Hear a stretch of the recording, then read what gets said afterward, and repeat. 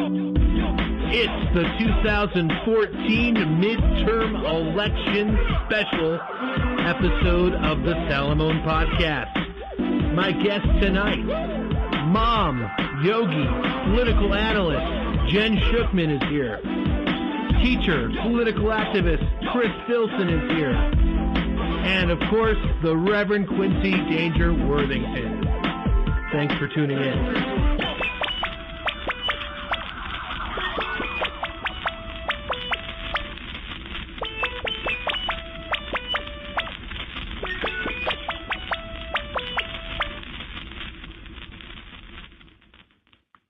Thanks for tuning in to our 2014 midterm election special episode of the podcast. Quick programming note, unfortunately, Filson had to cancel at the last minute due to illness, or maybe due to depression, as I know he's a bit of a left-winger, and the results we're looking at don't really favor that. But joining us for real, my good friends Jenn Schuchman and Quincy Worthington are here. Jenn, this is your first time on the show, so welcome. Thanks for being here. Thank you. Excited to be here. Quincy, you're our returning champion, so thanks for always lending your voice to the show. Oh, yeah, sure. Well, most of the results are in, at least when we're talking about the Senate. At this point, it looks like they definitely have picked up the 5 or 6 seats they were looking to get. It's looking like they could go as high as 57 by the time the night's all done. With $4 billion spent on these midterm elections, and this being kind of the lame duck midterm election for President Obama, let's start by talking about the agenda we'll see in this next 2 years. Do you think that the Congress will be more inclined to work with the president, or will we see more of the stalemate we've seen these last 2 years? Jen, I'm going to start with you being a politically analytic mind. What do you think we can predict for the next term?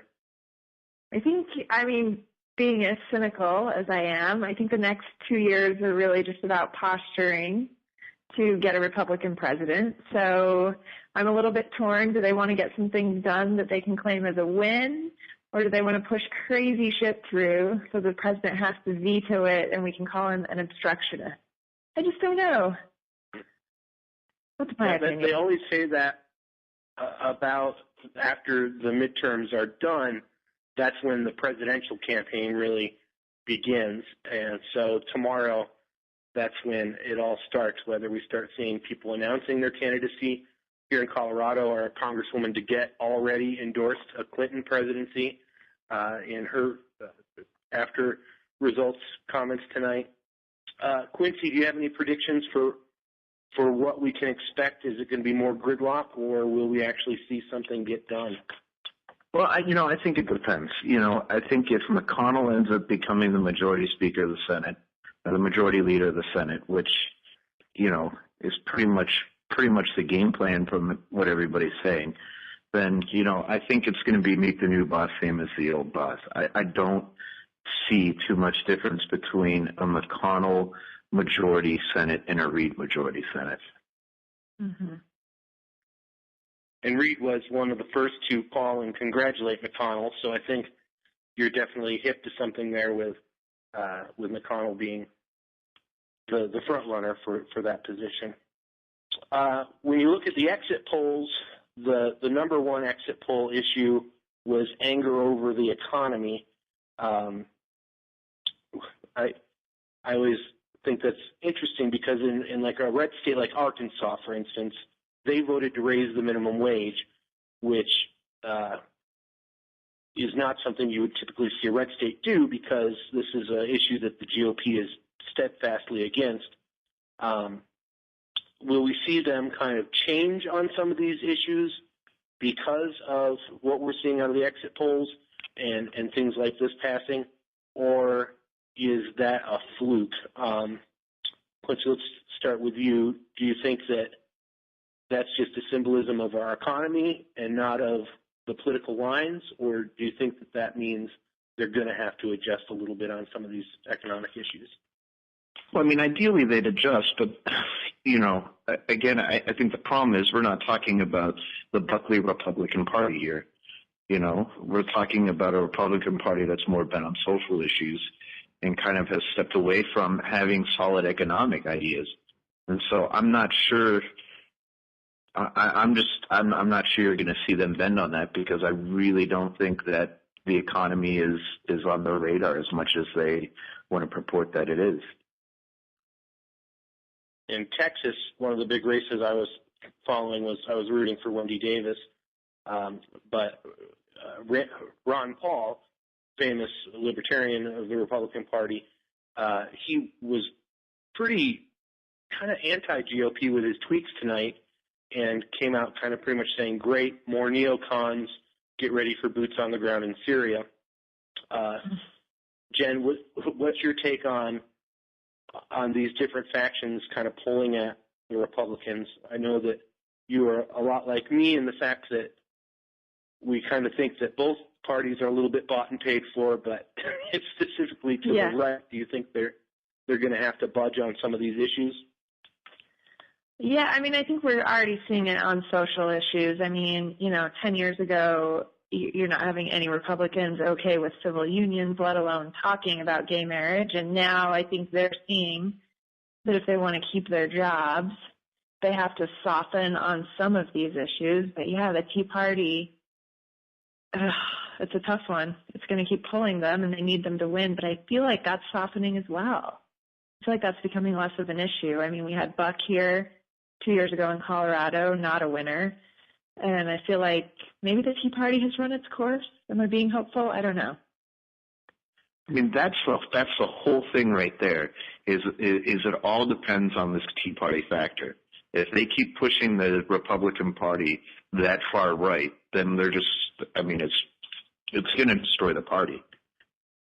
I couldn't agree more. Yep, it'll take them down, and, so maybe they'll shift a little out of the crazy zone on some of these issues that affect a lot of people.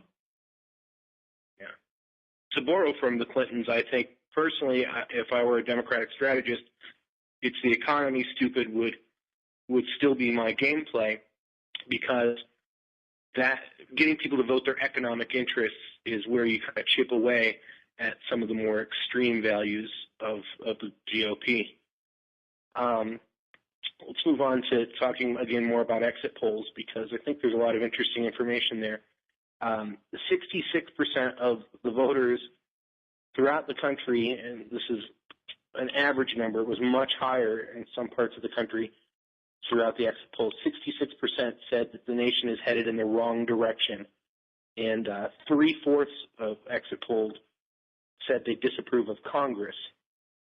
Is this why we just saw people getting outed, that they lost their jobs? Was it even a party issue? I always maintain that you can bet on the midterm elections that the party who's not in the White House will pick up seats. Is that what we're seeing, or was this a Republican play? I guess that's what I'm asking. Is this a Republican play, or was this dissatisfaction from voters across the country? Quincy, let's start with you.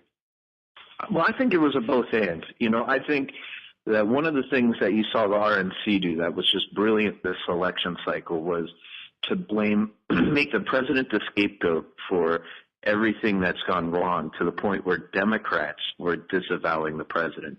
And I think that's what weakened their chances, the Democratic chances in Kentucky and in a lot of other places. So basically what the Republicans did was take Americans' dissatisfaction with the United States government and make it a partisan issue, and capitalized dramatically on it tonight.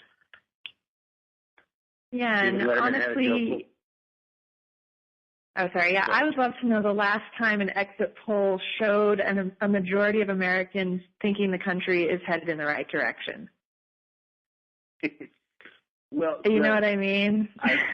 I looked at that, or maybe I saw it on one of the major news networks coverage, but they did show that is always a high number, always over 50%, but it's up by about 7% this year. Mm-hmm. Well, and today I looked back to an article I had read in January talking about this. They call it the 6-year itch. So in 5 out of the last 6 elections with a second-term president, the party in power has lost. So for me, it's purely cyclical. Yeah, I definitely agree with that to a point. To touch on what Quincy brought up about the president's popularity, we did see him shunned by Democrats. Even in Chicago, which is Obama Nation. I was going to mention that David Letterman had a joke last night that was like, gas prices are the lowest that they've been in 12 years. Unemployment is around 6%, which nobody thought would be fathomable. And the stock market is at an all-time high. It's no wonder that he's unpopular. Yeah, that message was not conveyed. Yeah, and that's, I think, something you can always criticize the Democrats on is controlling narrative. It's not a talent that party has, unlike the points Quincy brought up. But so speaking on being cyclical, like Jen said, 2 years from now, not only will it be a presidential election, which does bring voter turnout up by about 20% from what you see at the midterms here, but in 2 years, the GOP has 23 Senate seats to defend. The Democrats will only have 10. So the question is, in this next campaign cycle, not only is it a presidential race, but it's very much a congressional, at least a Senate race. What does the GOP have to do to avoid the same kind of burning turn we saw tonight? Or can the Democrats flip the script for 2 years from now? Let's try and predict, and feel free to make predictions on who's going to run for each party, because that helps control where these things go. But Jen, can you look into a crystal ball for me and kind of tell me what you expect to see happening 2 years from tonight? Yeah, I expect to see a Republican president. Depending on how this next 2 years goes, I feel like Americans are so sick of the status quo, despite what generally happens once people get into office. You can't get them out. I feel like this negativity is a little bit new. I don't know. I feel like it's going to be maybe every 4 or 8 years back and forth for a while. Can't wait to see. Quincy, what's your take on that? Well, I think the Republican Party, if they want to remain in control, I think they need to begin to moderate, move a little bit left of where they are, which, isn't that far left, let's be honest. It's like going from a deep red to maybe an average red. But, I think also what they need to do is they need to show that they're rational, they're reasonable, and they're willing to negotiate and work bipartisanly. But, it depends on so much. The Democrats also have to let them try and work, in bipartisanship. But if the Democrats try and pull the same crap that the Republicans have been pulling on them for the past 6 years, it's going to be hard to prove bipartisanship. But, I think the main thing is prove that you're a rational and reasonable party that's not going to kowtow to the far right. Here in Colorado, we're seeing 80% of the vote in now on our governor race, which is still being contested, splitting Boutro at looks to be about a percentage point and a half above incumbent Hickenlooper. I think that not just because I live in Colorado and Jen's in Colorado as well, but I think this is an important race to look at. I've seen a lot of the media just saying it's because Hickenlooper's been a popular governor and this would be a major win for the GOP. But for me, Hickenlooper went on the record in the Washington Post criticizing Colorado constituents as being irresponsible. This is in regards to our legalization of marijuana for adults 21 and over. I think that kind of I don't know how to say it other than dissing his constituency is why he's looking at the numbers he's looking at tonight. And I think that this is a lesson that Democrats have to hear and Republicans have to pay attention to on these social issues, is that you do have to kind of follow the will of the people, whether it's marijuana, which was, I see, overwhelmingly legalized in D.C. It looks like it's probably going to pass in Alaska as well. What I'm looking at is current. But gay marriage, a raise in minimum wage, these kind of issues that are all coming to the forefront. Do you guys agree with that, or am I full of crap? Let's start there.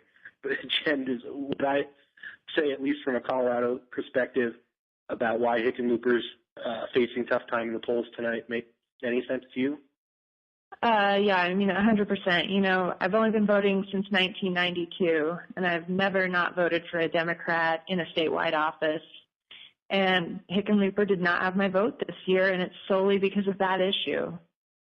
I mean, I didn't give it to the crazy guy either, but, you know, I think we all know Hickenlooper's background is in alcohol.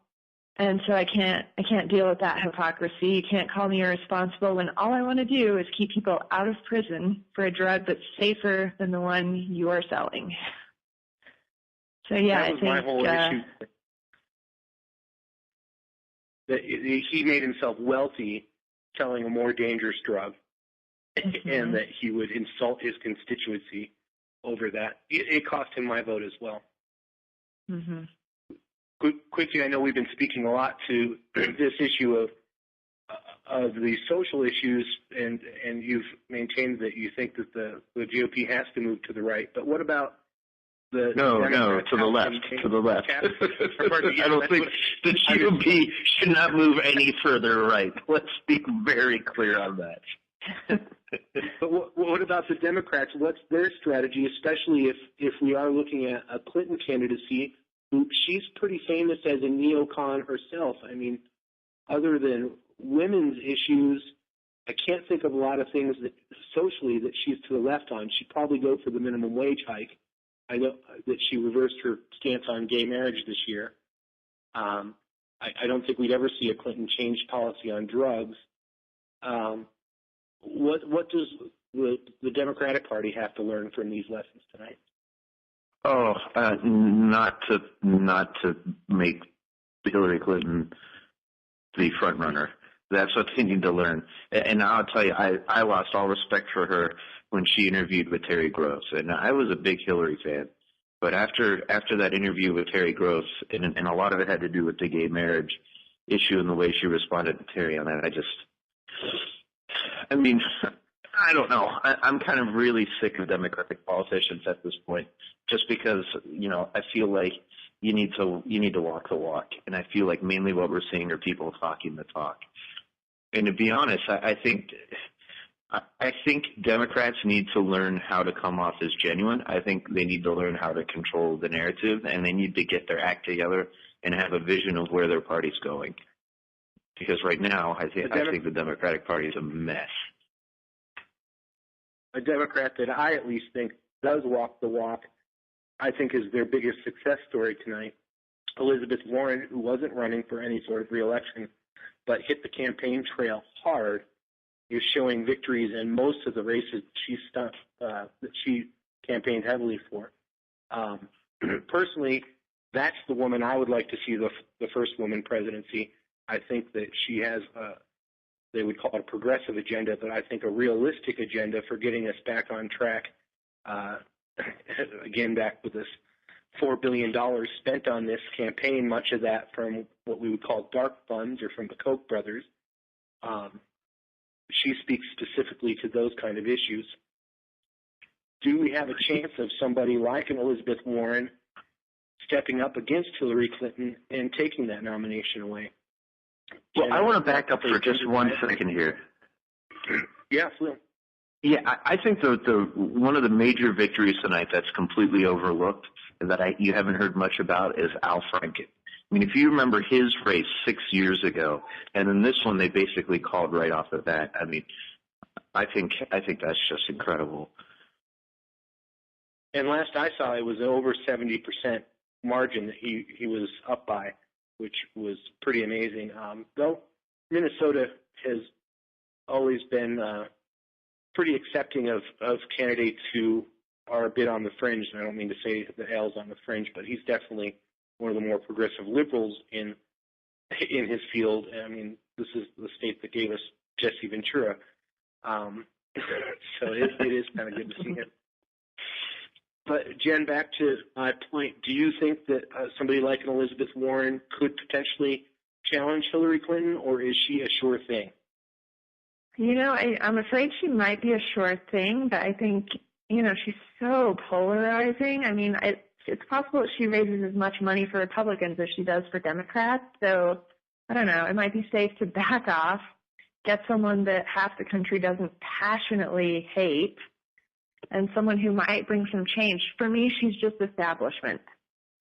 And I think most people have had enough of that, you know. I have to agree with what you said about fundraising for the other side. Because of the large anti-Clinton sentiment throughout the country, I've crunched numbers before, and I don't even see her breaking 50%, but that's just the old political scientist in me. Let's talk about predictions on the other side, kind of a more open race. Who do we expect to see the Republicans put up for president? Like I said, this is kind of the kickoff for the presidential season now that tonight's almost behind us. Quincy, any predictions for who the Republican nominee or nominees will be? Well, I want to back up just a second again. I'm saying that a lot tonight. I think, 6 years ago, we thought Hillary was a shoo-in, and then Obama stepped in, and we all know how that turned out. So, I wouldn't necessarily discount another Democratic primary being pretty heated. But as far as Republicans, I don't know. It's kind of sketchy to see who's going to run. I think Romney's probably going to run again. I'd really like to see Huntsman run again. I thought he was amazingly qualified last time around and couldn't believe that he just was in the background. And then I think you're going to have some of the standards. I think, Ted Cruz is probably going to run. I think Rand Paul is probably going to run. I think Paul Ryan's probably going to run. I think you're going to have some of those guys again. I don't think Bachman or Palin are going to run, so that's good news. Herman Cain is done, so we don't have to worry about him either. Thank God. A lot of buzz around Scott Walker tonight since he won again re-election. Jen, do you have any predictions of Republican candidates for president? Yeah, I could see Romney coming back. I think Huntsman, I like him a lot as well. He's from my home state of Utah, but I'm not sure this country is ready for a president from Utah, so we'll see. What do we think? Haley Barbour, maybe? Ted Cruz? I feel like there's going to be a lot of crazy. It's going to be a lot of fun. But I'm not sure what who their sane candidate is. Yeah. I feel that Rand Paul is definitely a contender after seeing him on many of the rundown shows tonight. He was making the rounds. He's definitely trying to stay in the limelight. There's a lot of talk around Jeb Bush, which is probably who they think their sane candidate is, making it very possible for a Bush-Clinton dynasty election again. But, yeah, I have to agree with Huntsman. I always kind of liked him in that last primary round as well, as he seemed like a voice of reason amongst that sea of crazy. I would have voted for him over Obama. I would have voted Republican had he been the nominee. For who was that? Huntsman. I would have voted for Huntsman for president. I would have had a lot of thinking to do. I could have done that as well. He was great. Yeah. Yeah, I liked him. I was early Obama supporter. Early on, felt that he could take down Hillary, who is someone that I fear, to really be honest. So I don't know if I would have backed off of the Obama train as I have over the last 6 years. We've got to start. Mike, who would you? Up, so, yeah, go ahead. Oh, who would you vote for if it were a Romney-Clinton? Ooh. I think that's the opportunity for me to write in somebody like Elizabeth Warren. I don't know if I could find it in my conscience to vote for either of those individuals. As you know, that's generally what rules me, and I don't cave on those principles very often. How about you? Me? Oh man, I don't know. I will say that I was flipping between stations, and Fox's coverage was better than CNN's, but CNN's electronic map was better. But Fox had Romney on, and he was making a lot of sense. And it hurts to say that. It hurts to say that. Yeah, it's tough. I mean, I didn't hate him at all. Yeah, I just thought he came off as really disingenuous. And then I've seen documentaries and other interviews with him, and I was like, why didn't he talk like this when he was in front of people and giving speeches? He would have been way more likable. Yeah, I'm not sure his wife is having another campaign. I think the most popular part of Obama's presidency, as we call it, is Obamacare, and it's a direct ripoff from Romneycare. Yeah, there's not much difference in those policies, but I guess for attribution purposes, you have to credit Bob Dole originally. So, there's definitely stuff for the left to like about him if they can open up their ears. But for me, he catered to that extreme right end so much that I'm not sure where his backbone lies. And I know it's hard to find in a politician any sort of conscience, but again, that's what I look for in friends and in people who serve me. Yeah. I guess with that, I'll make it the last word. As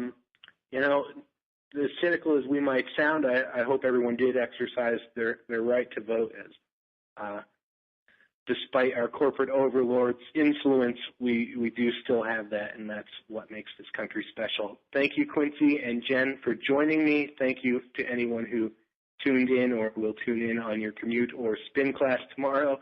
We appreciate it. We'll be back with a Christmas special later in the month, and that's the show. Thanks. Good night. Archives of the Salamone podcast are available on iTunes, Stitcher, or, of course, on michaelsalamone.com.